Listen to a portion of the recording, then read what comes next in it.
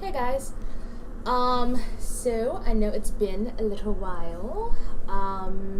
And you probably got that notification for this video with the exact same name earlier today, but I decided to remake it so that while it'd be scattered, it'd be a little less scattered than it was earlier. I was just excited to be making a video. So yeah, before I get into like the juice of it, oh, I'm not playing music. That's kind of loud. Wait, wasn't expecting that. Okay. In case you're wondering, my background soundtrack is Mayday Parade's awesome new album, Sunnyland. Okay, so before I get into like the main point of this video, I have some like exciting news. So if anybody's watched my videos over the past years, if you've been like a regular follower of my irregularly posted videos, then you've probably heard me imitate a few accents here and there, and you know that's like a thing that I like to do. And you've probably noticed that I am partial to the British accent because I am a bit of an Anglophile. Not necessarily for the culture, but honestly just for the accent.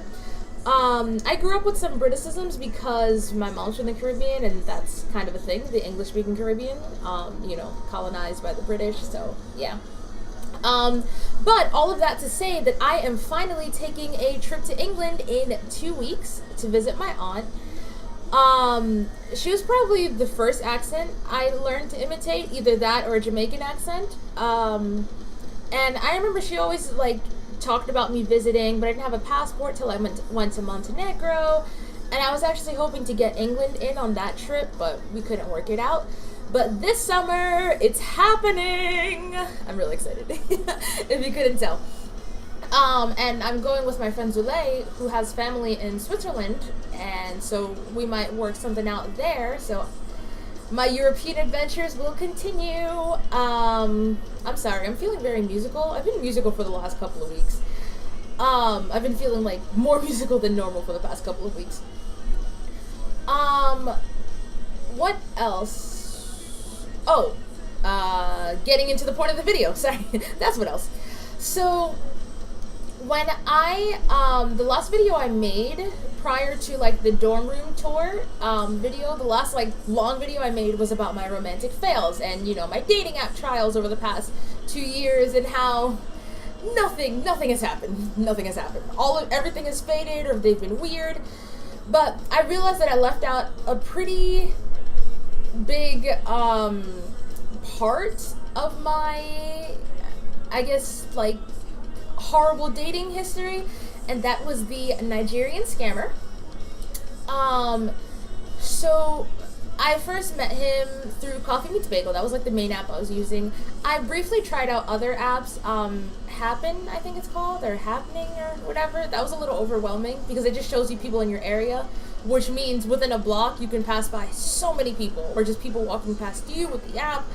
I also tried Clover, and it didn't work out. But I kept Coffee Meets Bagel for a long time. So I met this guy. His name was Joshua. He's Nigerian, but he told me that his father lived in New York, and he visits him once a year or something like that. And I guess that's why he was on the app, yada yada.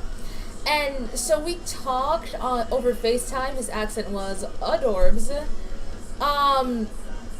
And I don't know, I think like the conversation had just started to like fall off a little, and that's what just ended that. And then one day, you know, I'm just holding my phone in my hand, I get a messenger message from Joshua, African last name that I can't pronounce, and it says something like, so I didn't open it, and I'm very happy that I didn't. Just reading the previews, I saw, you know, something about getting my credit card account information. He trusts me, or he knows he can trust me, and someone from America was sending him money.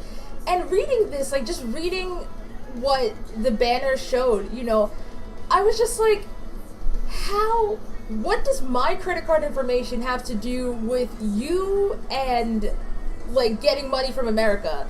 And then what about your dad? Can't your dad help you out with this? So sorry, I like that line.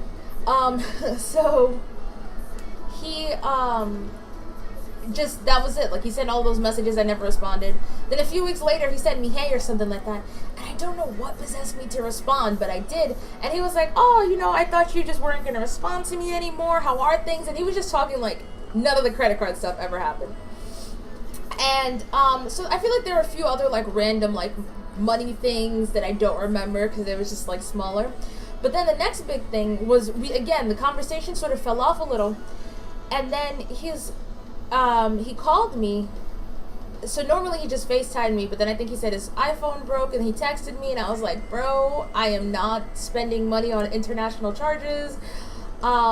So we can message on Messenger. That's how that came about. So he called me, or I got a call from a strange number. It was like from California or something. And he's like, oh, hey, you know, I'm in the States right now. I'm in LA, yada, yada. And I was like, okay, that's great. The conversation didn't really go far. Then a few days later, he's messaging me again. And he's asking me, he sent me like a link to, or he sent me the picture to a PayPal credit card application, and he's like, hey, you know, can I have your address? You know, I need like an American address to verify this credit card. Why didn't you do this when you were in California? I was just like, no, sorry, can't help you. And he was like, oh, what do you mean? Yeah, so I stopped responding. That was that. And it was interesting that he was back to iMessaging me, so I guess his phone was fixed.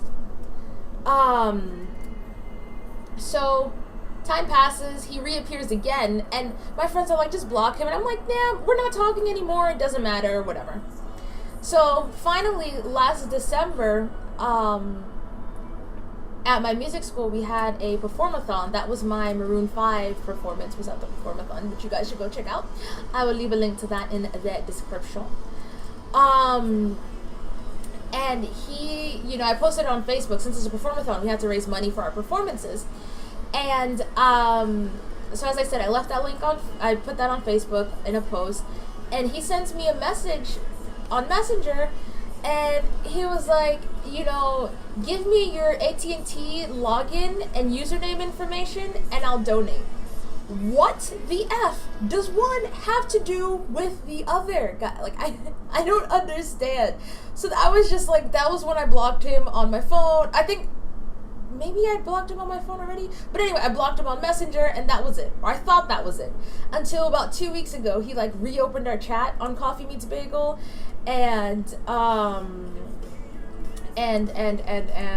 something else. Wow. Completely lost my train. Oh, WhatsApp. He, like, sent me a message on WhatsApp, and I didn't respond to any of it. I haven't opened the message on WhatsApp, and I'm like, how persistent are you? And I told you guys about the guys from, you know, that last video. Some of them have reached out to me again, sending me friend requests, sending me messages. The guy Domino's, the one who played, you know, Domino's for hours rather than paying attention to my friend and I, just completely, you know, he keeps messaging me every couple of months. I finally deleted the app Kick, which was where we were talking. I wasn't really using it anywhere. And it was just, I don't understand. On the one hand, I'm like, yes, I am this awesome. That's why they just can't get enough of this effervescent personality. But I'm also like, probably that's not the case. And they're just desperate / creep / weird. I had a few more instances besides Mr. Scammer. A few weeks ago, I started talking to this guy who I didn't read his location, and so a few messages in, I'm like, oh, he sounds kind of interesting, and so I don't know what made me go check. I found out he's in San Francisco, across the country. And, you know, but he's like, he might be moving to New York with his job, yada, yada. And so we're talking, eventually we exchange numbers, all right, this is cool. And so honestly, I haven't been very excited about the people that I've met on dating apps, even when it seems like we're hitting it off. I'm just so over the getting to know you process, only to have me, I know this is terrible, but ghost on them because they are weird or do something weird. Or have them ghost on me for whatever reason. Maybe I'm weird or do something weird. And it gets very tiring learning all of these things about people only to have it just completely be useless. So I wasn't really excited, but the conversation was interesting enough. And so we're messaging, we start texting, and at some point he goes in the middle of like casual conversation. So I'll give you an example. Let's say I'm like, oh, I'm going to England, I might be going to Switzerland. Oh, by the way, I have a girlfriend. Somebody got upset for me at not telling them, so I thought I should let you know. And then I will probably continue traveling if I can to this place. It was just like, wait, can we go back to that for a second? And so I asked him, so what exactly are you looking for on this app? And he's like, oh, I was just looking for friends, and actually in my profile picture I have a picture of my girlfriend, but that was a space to talk about me, not her. But I feel like it was a space for you to maybe say, I'm just looking for friends. So because I was never actually interested, or I didn't see anything coming of it. I never sent a picture of him to my friends, so I didn't know about the girlfriend. But either way, if someone else were just looking at it, maybe they assumed it was like a close female friend. Maybe they do assume it's a girlfriend and they just think that you're looking for a third in your relationship. I've definitely been propositioned to be a third, whether as just like a one night stand or as a permanent part of the relationship. It's interesting. It's kind of flattering, but also a little uncomfortable, / weird. But anyway, so that conversation also eventually died, for obvious reasons. And then there's another guy I met who was into Broadway. He seemed really cool. Stopped responding. So ultimately, I've just deleted Coffee Meets Bagel as of, this week. And, now I'm on my own. I've always been on my own, but now I'm not actively searching. Let's see what the universe tosses at me now. But yeah, so now you've been completely made up to date with my dating history and the horrors of that. Hope you enjoyed. And there will be more videos, I promise, coming soon.